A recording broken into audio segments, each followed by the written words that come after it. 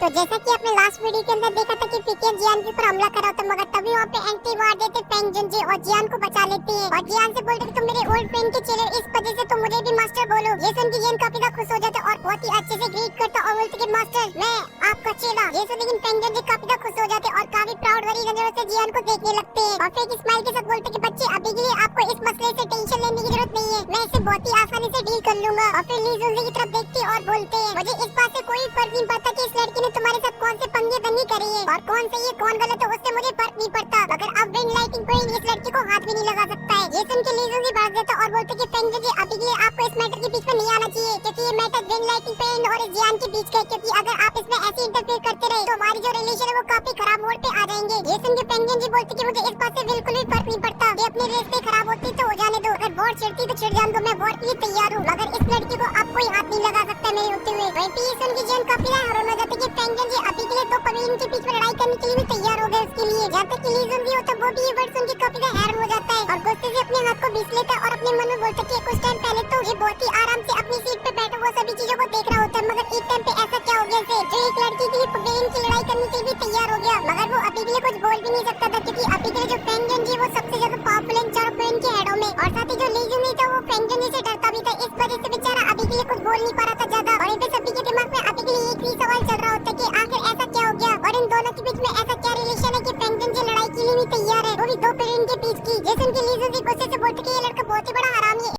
3000 lighting movement को चोरी से चुरा लिया और इसे सीख भी लिया, और साथ ही कुछ दिन पहले इसने हमारी 3000 इल्यूजन बॉडी को भी चुरा लिया हमारे एल्डो को मारकर। और इतना सब होने के बाद भी तुम चाहते कि हम इस लड़के को ऐसे ही छोड़ दें? अगर हमें ऐसे ही छोड़ देते हैं तो फिर हमारी पूरे विंड लाइटिंग पूरी पूरी दुई की कॉन्टिनेंट के अंदर क्या इज्जत रह जाएगी? फ्यूचर में फिर कोई भी अव्वा चव्वा आएगा वो हमारी विंड लाइटिंग पॉइंट से कोई भी चीज चुरा के ले जाएगा, इसलिए आपको समझना होगा, इस लड़के को हमारे हाथों में देना होगा। मगर ये सुन के पेंग जुनजे को कोई भी असर नहीं होता, वो मूर्ति की तरह खड़े होते हैं और बोलते मुझे फर्क नहीं पड़ता इसने क्या किया है, चाहे फिर इसने तुम्हारे एल्डो को मारा हो या कोई भी चीज चुराई हो, मगर अभी के लिए इस लड़के को कोई भी हाथ नहीं लगा सकता है, अगर हाथ लगाए तो वॉर के लिए तैयार रहना। और फिर अपने मन में बोलते कि मुझे इस बात से फर्क नहीं पड़ता, बस इतनी सी बात मुझे पता है ये मेरे दोस्त का चेला है, इस वजह से मैं इसके लिए जान भी दे दूंगा। और फिर जब जियान ये देखता कि अभी के लिए उसकी पेंग जुनजे सपोर्ट में खड़े, इस वजह से जियान के भी हौसले काफी बुलंद हो जाते और वो बोलता है जुनजे मैं आपको पहले बता देता हूँ कि आपको ज्यादा झूठ बोलने में लगी हुई हो, क्योंकि अभी के लिए आपके पास ऐसा कोई भी सबूत नहीं कि आप प्रूव कर पाए 3000 लाइटिंग मूवमेंट को मैंने आपसे चुराया है, क्योंकि असलियत में ये 3000 लाइटिंग मूवमेंट मुझे सेंट्रल प्लेन के बाहर ब्लैक कॉन्विजन से मिली थी, और जब मैंने इसे बाय किया तब इसके ऊपर कहीं भी नहीं लिखा था कि इसे सिर्फ विंड लाइटिंग पेन के लोग ही सीख सकते हैं। और ये 3000 इल्यूजन बॉडी की तो उसके जो 4 स्कूल है वो अभी के लिए मैंने पीकेन को ऑलरेडी दे दी है, और मैं उम्मीद करता हूँ ये बात उसने आपको बता दी होगी। ये सुनकर पीकेन को काफी ज्यादा गुस्सा आता है जियान के ऊपर, मगर वो अभी के लिए कुछ भी नहीं कर सकता था, क्योंकि उसके सामने खड़े थे पेंग जुनजे जो कि उसे एक ही चमाट के अंदर बेहोश कर सकते हैं। वहीं पे ली जुनजे भी ये सभी बातें सुन के जियान की वो उसका भी मुंह बंद हो जाता, मगर उससे जियान से ज्यादा प्रॉब्लम नहीं थी, क्योंकि असलियत की जो मुसीबत की जड़ थी वो पेंग जुनजे थे, क्योंकि वो पेंग जुनजे के कैरेक्टर के बारे में जानता था। पेंग जुनजे बिल्कुल भी पीछे नहीं हटेगा जब तक ये पूरी तरीके से तबाह नहीं कर देगा। ये सुनकर ली जुनजे बोलती कि ऐसा है तो फिर ठीक है पेंग जुनजे, मैं आपकी बात की मर्यादा रखते हुए मैं इस मैटर से अपने पैर को पीछे हटा लूंगा, मगर अभी के लिए जो मैटर है वो जियान और पीकेन के बीच का, इस वजह से हमें उन दोनों के ऊपर छोड़ देना चाहिए और फिर ये दोनों आपस में फाइट करके खुद ही सॉर्ट कर लेंगे, इस वजह से आपको भी पीछे हट जाना चाहिए। बताओ आपको ये ऊपर कैसा लगा? ये सुनकर पेंग जुनजे एकदम से बोलते हैं तुमने क्या मुझे थोड़ा सा पागल समझ रखा है? वो पीकेन एक गुड्डा रखा है और ये बेचारा यंग जनरेशन का लड़का है, और तुम चाहते हो कि मैं उसे पीकेन से लड़ने दूं? बिल्कुल नहीं। ये सुनकर ली जुनजे की ऊपर से नीचे तक जल जाती, क्योंकि अभी के लिए पेंग जुनजे ने उसके ऑफर को रिजेक्ट कर दिया और वो गुस्से से बोलता कि आप क्या चाहते हो? इस लड़की के इतने सारे कांड करने के बाद आप क्या चाहते हो कि मैं इसे यहाँ से ऐसे जाने दूंगा? तो फिर ऐसा नहीं है, मैं भी तैयार हूँ। ये सुनकर जेनजे भी बीच में आ जाते और बोलते कि अभी के लिए आप दोनों को शांत हो जाना चाहिए और हमें आपस में बैठकर इसका कोई सॉल्यूशन को निकालना चाहिए, क्योंकि पेंग जुनजे की जो बात है वो एकदम सही है, क्योंकि जो लड़का जियान वो अभी के लिए यंग जनरेशन का, इस वजह से तुम्हें भी जैसे यंग जनरेशन की वॉरी के साथ ही उसकी फाइट करानी चाहिए।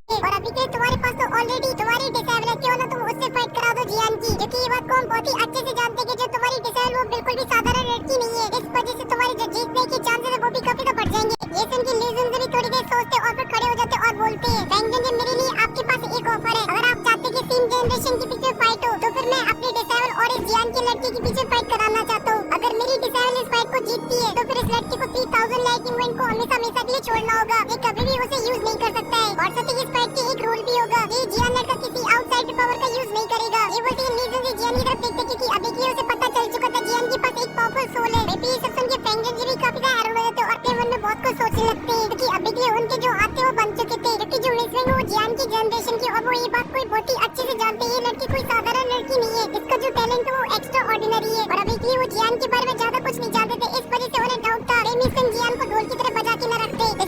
अभी के लिए कभी तो सोच विचार में पड़ी होती, क्योंकि अगर वो इस ऑफर को रिजेक्ट कर देती है तो इन सभी चीजों का सिर्फ एक ही रिजल्ट बचता है, वो होगा वॉर। मगर तभी जो मिस फेंग होती है वो मैदान में आ जाती और जियान से बोलती कि मैं मिस फेंग, क्या तुम मेरे चैलेंज को एक्सेप्ट करती हो? ये सुन के जियान फेंग जुनजी की तरफ देखता है, जहाँ पर वो अभी के लिए काफी सोच विचार में पड़े थे और वो ये बात को बहुत ही अच्छे से समझ चुका था। अगर वो मिस फेंग की चैलेंज को एक्सेप्ट नहीं करता है तो फेंग जुनजी डेफिनेटली जियान को बचाने के लिए वॉर को छेड़ देंगे। मगर इस चीज से कॉलेज स्टार पे उनको भारी भरकम नुकसान झेलना पड़ेगा और जिन ऐसा बिल्कुल भी नहीं चाहता था और साथ ही उसे अपने मास्टर की लाज भी रखनी थी। अगर आज वो इस चैलेंज को एक्सेप्ट नहीं करता है तो मास्टर की इज्जत भी काफी तक कम हो जाएगी उसके फ्रेंड के सामने कि उनका चेला डर गया। इसी वजह से एकदम फुल साइड मारते हुए जाता और मिस फेंग से बोलता कि मुझे आपका चैलेंज एक्सेप्ट है। ये सुन के फेंग जुनजी काफी हैरान हो जाते, मगर अभी के लिए अपने दिल में काफी शाबाशी भी दे रहे होते और अपने दिल में बोलते हैं जैसा कि मैं अपने दोस्त को जानता हूँ वो बहुत ही चतुर है और साथ ही उसकी जो आई साइड है वो भी काफी शार्प है। इस वजह से वो किसी को भी अपना डिसेबल नहीं बनाएगा, जरूर इस लड़के के अंदर कुछ टैलेंट होगा जिस वजह से उसने इसे अपना डिसेबल बनाया। मगर सामने खड़ी हुई लड़की वो भी बिल्कुल भी साधारण नहीं है, उसने अभी के लिए अपनी असली पावर को छुपा रखा है। इसी वजह से जियान ने भले डाउ जोन के अंदर ब्रेक तो कर लिया मगर इस लड़की को हराना फिर भी इतना आसान नहीं होने वाला है। और साथ ही जैसा कि जानते हैं कि ली जुनजी ने अभी के एक शर्त भी रख दी कि जियान के पास जो सोल बॉडी है उसका यूज ना करे जियान, इस वजह से कहीं जियान थोड़ा सा कमजोर ना पड़ जाए, क्योंकि उन्हें सुन लगा कि जिन किसी आउटसाइडर के सोल पावर का यूज करता और किसी बॉडी से लड़ जाता है। इसी वजह से अभी के लिए उन्हें थोड़ा सा डाउट था जियान के ऊपर और फिर वो जियान को सिटी स्कैन करती है क्योंकि वो वीकली ये जानना चाहते थे कि जियान के पास जो सोल बॉडी थी वो मास्टर योलो की तो नहीं है। अगर वो जैसे स्कैन करते तो उन्हें पता चलता कि वो मास्टर योलो की नहीं है और जान के वो थोड़े से उदास हो जाते। तभी वो जियान के पास जाते और जियान से बोलते हैं लड़की अगर तुम्हें लगता है कि तुम इसे नहीं हरा सकते हो तो फिर तुम मुझे बता सकते हो क्योंकि मैं अपने तरीके से इन सभी चीजों को डील कर सकता हूँ और वो होगा वॉर। मगर मैं फिर भी तुम्हें यहाँ से सेफली निकाल लूंगा, तुम बिल्कुल भी चिंता मत करना। मगर जियान कहता कि आप बिल्कुल भी चिंता मत कर, मैं इसे बहुत ही आसानी से डील कर लूंगा। ये सुनकर फेंग जुनजी एकदम से मास्टर बन जाते और जियान से बोलते हैं जियान अभी के लिए इस लड़की को तुम बिल्कुल भी साधारण मत समझो क्योंकि इसने कुछ ही टाइम पहले डाउ जोन के अंदर ब्रेक तो किया है, मगर ये सबसे बड़ी मुसीबत नहीं है बल्कि इसकी मुसीबत है वो इसका नेक्स्ट अवतार जो कि बहुत ही ज्यादा पॉपुलर है, यहाँ तक कि जो मेरी डिसेबल वो भी इसे नहीं हरा सकती है। इसलिए मैं नहीं चाहता कि तुम कोई भी मुसीबत के अंदर पड़ो। वैसे ये सब सुन के जियान भी काफी हैरान हो जाता और वो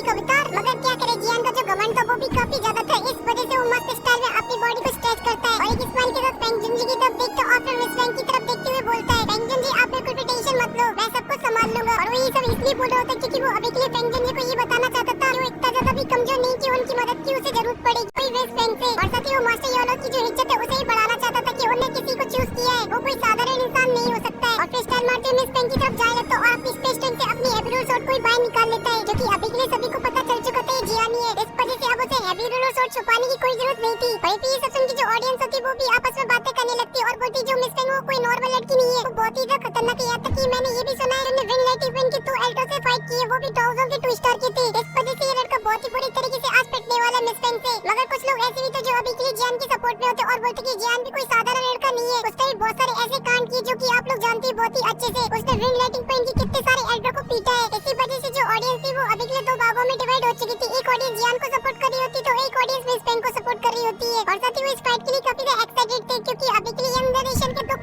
कॉम्बोई एक दूसरे के सामने खड़े हुए थे। इस वजह से इस फाइट का जो रिजल्ट था वो भी काफी इंटरेस्टिंग होने वाला था और ये फाइट भी काफी ज्यादा। तभी जो मिस फेंग होती है पीटीएन को ऑर्डर देती और बोलती कि अब तुम यहाँ से जाओ, आगे का जो मैटर मैं संभालूंगी। और फिर जियान की तरफ देखती है जिसके पीछे खड़ी थी फेंग जुनजी, जिसे देखकर बोलती आखिर इस लड़की का फेंग जुनजी के साथ क्या रिश्ता है, जैसे बचाने के लिए एकदम पहाड़ बन के खड़े हो गए। और नहीं अभी के लिए यहाँ पे किसी की हिम्मत है जो फेंग जुनजी से इसके बारे में पूछ भी सके। और एक जो पीटीएन तो वीकली गुस्से से जियान को देख रहा होता तभी ली जुनजी बोलती कि अभी के लिए तुम्हें इतना गुस्सा किस लिए आ रहा है, क्योंकि तुम्हें खिलाई हुई रहते को अभी के लिए मेरी डिसेबल साफ कर रही है जो कि तुम्हारी रेपुटेशन को भी वापस लाएगी जो कि अभी के लिए पूरी तरीके से मिट्टी मिल चुकी है, क्योंकि वो अभी के लिए जियान को हरा के इस कंपटीशन को जीतेगी। ऐसे निगन पीटीएन गुस्से से बोलते कि अभी के लिए आप इस लड़के को ऐसे नहीं छोड़ सकती हो क्योंकि ये लड़का एक नंबर का पागल है और इसने हमारे एल्डर को भी मारा है, जब तक कि इसने हमारे एक एल्डर को तो जानते ही मार दिया, आप इसे ऐसे छोड़ दोगे वो भी अपने डिसेबल से लड़ा के। बस ऐसे निगन ली जुनजी बोलते तुम थोड़े से पागल हो गए हो क्या, अगर हमने अभी के लिए इस लड़की के ऊपर कोई भी हमला वगैरह किया तो फिर डेफिनेटली यहाँ पे वॉर छोड़ जाएगी और ये वॉर कोई मामूली वॉर नहीं होगी, वो वॉर होगी फॉल स्टार पवेलियन से जो कि हमारी विंग लाइटिंग पे इनकी बैंड बजा के रख देगा। इस वजह से हमारे पास अभी के लिए जो बेस्ट ऑप्शन है वो यही है। और ये जो फेंग जुनजी होती है वहाँ से वापस अपनी सीट के ऊपर आ जाती है और फिर जियान और मिस फेंग की जो फाइट होती है स्टार्ट हो जाती है। और अभी के लिए जो सभी लोग होते हैं बहुत ही टुकुर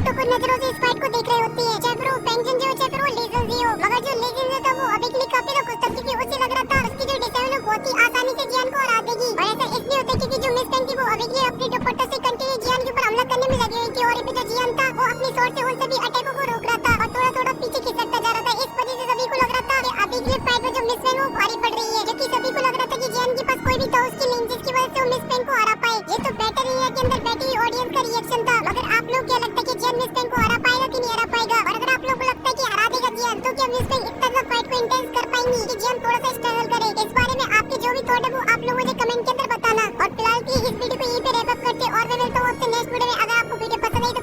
लाइक कर देना, साथ ही चैनल को भी सब्सक्राइब कर देना। मैं मिलता हूं आपसे नेक्स्ट वीडियो में, तब तक के लिए बाय।